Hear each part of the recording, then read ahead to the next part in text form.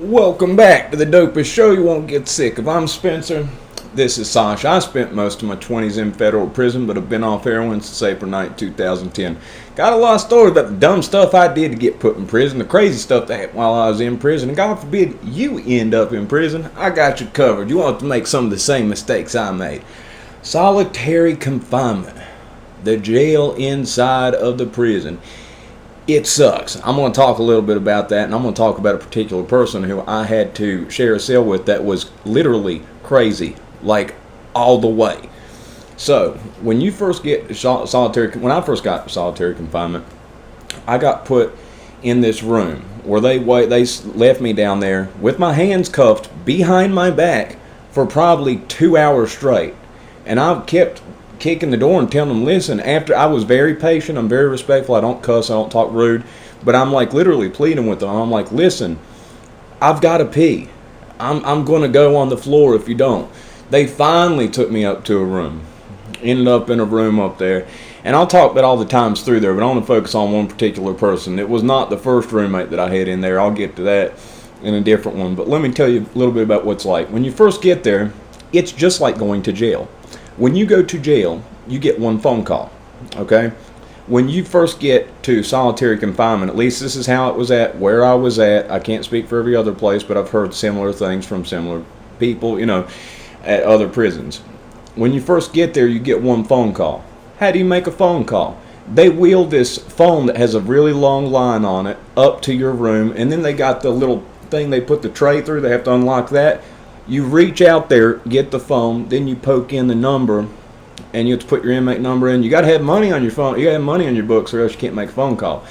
So anyway, you better hope somebody's going to pick up, because they're going to leave that phone anywhere between 30 minutes to an hour in front of there, and you get to make your phone call. If you got a roommate, they're going to be happy because they're going to get to make a phone call too. But you only get that one phone call. Guess when you get your next one? A month later. Well, once a month. So typically you'll get a phone call, and it might be a month if they just did the phones the day before, but it might be next week. But you get one phone call a month, and you better hope somebody picks up. So the room, what's it laid out like? There is not room to do a push-up except for one diagonal angle. It's a weird, odd angle. There's a bunk bed. There's a little desk stool that's welded to the wall. There's a window, but you can't see out that window. It's frosted glass, okay? And part of the windows are attached to the wreck yard of the hull of the shoe. The shoe secure housing unit is what it's called, so that's what I'm going to go with, because that's what I'm used to calling it. In your cell at the federal prison where I was at, and I've heard it the same in other places, the shower is actually in the room. I mean, you don't go somewhere else to shower. The shower is in the room, which, it's nice because there's the shower, but on the same note, you never leave, and it takes up a lot of space. The shower in a room, it's probably, I couldn't imagine it's much more than 8 by 10 or probably 10 by 10, something like that. For the shower to take up probably a 2.5 by 2.5 foot of space, that's a good bit. Then the bunk takes up 6 foot of space by probably about 2.5, 3 foot of space. Then there's a toilet sink combo there, and then it angles off. It's not a box, like it's where the toilet is, it angles off, and that's where the vent goes through. So it's a weird shaped room, and it's really claustrophobic. Now, people scream all day, all night, kicking and banging on the door, hollering to people at the door to talk to each other, hollering through the vents. And it's not good. So what I did basically, in order to get more phone calls, because phone calls, that's the one joy that you pretty much get. Now also during this time, you can receive books when you're waiting for your kangaroo court punishment. So whatever crime you did, institutional charge you did in the prison, you wait. During that time, you can order like $30 a candy bar, zoom wham whams, stuff like that. Each week, but once you're punished, they starve you. You can't get any commissary. The only thing you can get is medical stuff, Tums. My stomach hurt so bad, I'd eat more Tums. I knew you can't eat too many of them, mesh up, but I'd get so hungry I'd have to eat a couple at night. You save in the trays, man, they feed you at 10 a.m. or no, at the first meal 4:30 a.m. Second meal 10 a.m. Dinner 4 p.m. Sometime before that. Now guess what? I learned the hard way my first few days in there. If you're not awake at breakfast, they'll just wheel the cart past your cell and not feed you. Yeah, there were a few days I didn't get fed. I mean, that is honest truth, and I have many people who can tell you that. The portions, the trays, they're smaller. It sucks. It is terrible. They starve you. When you are on the punishment block, you can't order food. You can't have food. They take your radio. I was able to sneak a radio back there. What I did was I took a bunch of magazines. You can have magazines. You can have books. It's the only thing you can't have. So you can order a vanilla envelope, one of those big envelopes. I filled 15 of those envelopes full of magazines.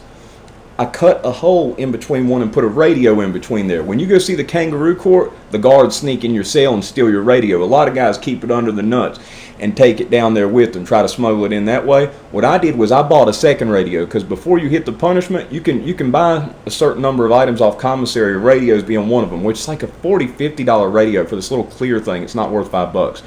So I got that radio, put it in the middle there with some batteries, so I was able to sneak it back there. And that helped keep my sanity a good bit. I also snuck probably about 20 packs of fish back there. I put them in between the magazines. They starve you. They starve you. My mom, shoot, the pictures, if we can find them, like, I went in there. I've got the picture somewhere in the community section, where I was pretty stocky, had some muscle on me at the low security. Oh my God, it was bad. They literally starved me. So I would accept new roommates, because when you get a new roommate that just gets put in the hole, they get a phone call. So every time you get a new roommate that just gets there, they get a phone call. So they bring this one guy in late at night one night. Okay, young black fella, probably about 6 foot tall, 130 pounds, real skinny, and they say, they're like, will you please take him as your roommate? I said, give me my phone call. And they knew it. They knew it was a thing with me. They knew, like, I'd accept whoever it was to a certain extent. There's certain people I wouldn't accept, punks like that, or people that I knew like were vicious child. I wouldn't do that. But like just various people. There was one fella, young Spanish fella from New York, who had a whole bunch of blow charges, selling a bunch of coke. I made some unlikely friends, like people I wouldn't have had in the same friend groups. I made different friends that I wouldn't have had otherwise. So I mean, it was cool. And also when I got the medium, I knew some people because they ended up going there. Same with the one guy that I mentioned, the truck driver that gave the two girls a ride and got 5 years for it. That's where I met him at. So it was cool because it helped me meet some people at the medium. I wasn't thinking about that though. Now, the guy they put in my room, he comes in there and he gets everything set up, and he's like real soft spoken, like talks real soft. I mean, not like weird or anything, but like just real light spoken. So I'm trying to feel out, who are you? What are you about? Why are you in prison? And I kept getting these vague answers from them that were really weird. So I was like, I'm in here for drugs. That's what I got put in prison for. I said, you ever get into drugs? Anything? Nah, I'm on more of kind of a natural high. I'm like, oh, that's freaking weird. So keep the conversation going, trying to figure out who you're in the room with. And I'm like, well, that's what I got put in here for. How'd you end up getting put back here? He said, things just got a little too hard out on the yard. And I was like thinking, he's a check-in. A check-in's when people are like getting bullied or in fear for their life, and they check into the hole. So he went to solitary willingly.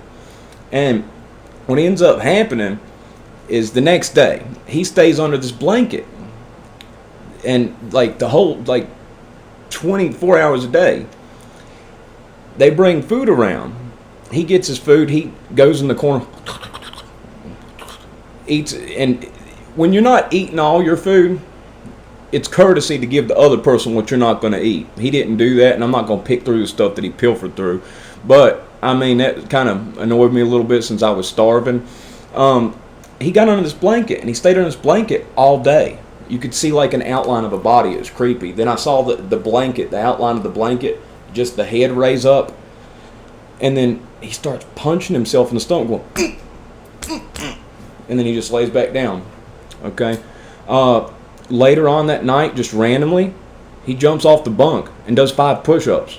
5 push-ups. That's it. 5 push-ups. Hops back up, gets under there. Okay, go to bed that night. I wake up, wipe stuff up my eyes. Whoa! He has his face 1 inch away from the mirror that's above the toilet. An inch, like literally, like this, looking at himself. Then he smacks himself. Puts himself right in front of the mirror. And I'm like, what the? And he gets back up, hides up under the bunk. What the? They bring razors around. You can't keep seeing the compound. You can keep razors. You can't have razors back there in the hole. I make sure all those razors get put up. I make sure the pencils, nothing, you can only have the pen flex, like the inside of a pen. That's what they give you to write with. You can't have a regular pen back there. But I make sure everything, I can fold him up in half and put him underneath the thing, but as long as he doesn't have a weapon. I mean, there wasn't really anything I was worried about. This guy's built like a toothpick. So anyway, every Friday they have, it's like you're in a zoo. All the counselors and case managers come around and look in at you and knock on the door. So for 6 hours straight, sometimes 8 hours straight, you have counselors and case managers walking through looking in, just looking in at you. So, I mean, taking a leak, using the bathroom, it gets to be an awkward situation. And his counselor comes by and she says, Colton, I thought you told me we weren't going to do this again. He's like, yeah, I know. She's like, well, how you doing? Have you been working out? He's like, yeah, I did some push-ups. Talking about them 5 push-ups you did a little bit ago. And then this is the question she asked him that got me though.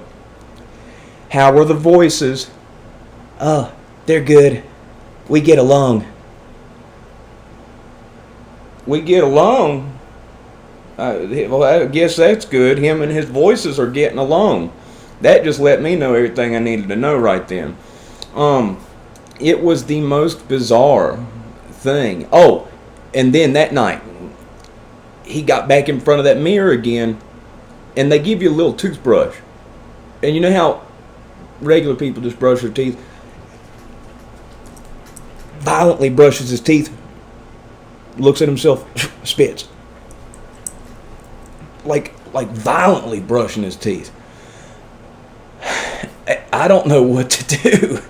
So eventually they let him back out. He ends up going back to the low, doing his thing there again. And ultimately, when I got out, the day that I got out of the shoe and I got released to the medium security, I saw him sitting along this line of people that was getting transferred. He was getting transferred to somewhere else. So it just so happens, I guess he ended up getting transferred. But I don't know what he was in there for. Oh, I forgot the thing he did that made me so mad. Oh, I forgot. The whole reason I accepted his crazy self was because I'd get my phone call, right? I'd get my phone call. Say, wheel that phone up because he's new. So he gets a phone call. They only leave that phone up there for 30 minutes, though. Okay? He said he's going to try to call somebody. And he tries to call this person. See, when you say your name into the phone, it has to register. So, unfortunate for me, if you check out my first day in prison, I took a few Xanax because I was nervous. I didn't even say Spencer. I said, Seth Mumpower. And I sounded like Forrest Gump. So every time I register my name into the phone for the next 5 years, I had to say, Seth Mumpower. Like something ain't right in the head with me, and everybody laugh at me because I have to say it in that voice in order for the phone to register. Well, his voice to register in the phone, he couldn't get it to register. He tries it literally 50 times. I mean, he ain't right in the head. He finally gets the phone. He says, well, I'm going to try one more time, and then you can go ahead and use it. And I'm like, okay, thank you. Thank you. Like, I'm starting to get mad at this point. Like, I'm very patient. I can tell he ain't right, but I'm getting ready to lose my temper with him. The last time he tries it, it works. It works. Of course it works. Of course. The last time, you try 50 times, and on your last try, it works. He calls, and he talks to his, I guess it's his aunt. She's like, and I can hear what he's saying, and she says, what are you doing, boy? He says, oh, I'm just watching TV. I told her I was watching TV. And I'm like, Why is that funny? You checked yourself back in here and you're going to tell her you're watching TV and you're going, oh my Lord. But that made me, oh my God. that was one of the crazy people that had to deal with back there. But oh man, it's not fun. It's a sucky place to be. I'll tell you, my books were the main thing that got me through it. Tucker Max, he's a funny author. He wrote I Hope They Serve Beer in Hell and A-Holes Finish First. Chuck Palahniuk, a lot of his books too, they helped get me through there. The 1 hour, if you do go to rec, what is rec? The recreation in the hole. They handcuff you, they take you down, in which time they tear your cell apart, go through everything and leave it a mess when you get back. And they take you out to a cage. And you get to walk around in this like 15 by 15 foot cage for an hour. That's what they call outdoor rec. There are walls all the way around it. There's a fence over top, so you can see the sky out there. I didn't go to it though. Why? Just go walk around in there 15 minutes, come back, have my cell messed up? No, no thank you. Also, every 2 weeks they move you to a different cell. I guess so you don't pull a El Chapo, have somebody tunnel you out. But yeah, it sucked. When it's so loud so much of the time, but when it's quiet, it's so quiet it hurts your ears. I don't know how to explain it, but the sound of just complete silence. And it's just, man, like I have to have like something, whether it be a fan or something, I have to have some type of noise. I can't stand it. Like it just like, it puts me in this panic. And Lord, it wasn't a fun time. I'll go more into that later. I'm having a little bit of one of my insomnia days. I get a little bit of sleep issues sometimes. If you liked the video, think I earned it, press the like button. If not, 16 minutes and 55 seconds of your life in which you'll never get back. But I hope you did. Y'all have a good one.